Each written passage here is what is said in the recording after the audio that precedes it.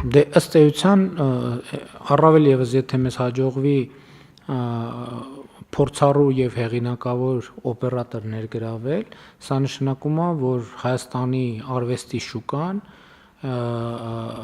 դառնում է համաշխարհային շուկայի մաս, այսինքն հայաստանցի նկարիչների, արվեստագետների գործերը կարող են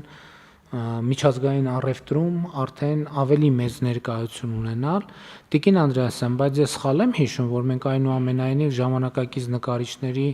գործեր ձեռք բերեցինք, այդ թվում թանգարանների համար։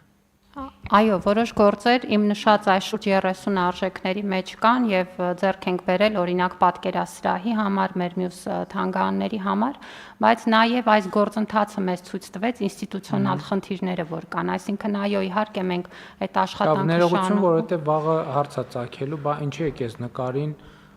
տվել 5 միլիոն դրամ եւ ոչ թե 4 միլիոն 200 հազար դրամ։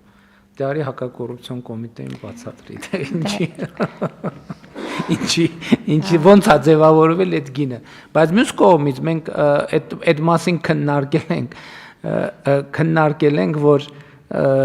ես շատ կարևոր եմ համարում հենց իրական Հայաստանի գաղափարախոսության տեսակետից, որ մենք այդտեղ բաց ունենք, մենք այո, մեր մշակութային ժառանգությունը նախկից մենք գրում ենք մեր թանգարաններ, պատկերասրահներ, տեսնում ենք 19-րդ դարավերջի, 20-րդ դարասկզբի, 20-րդ դարի կեսի եւ այլն խորհրդային միություն եւ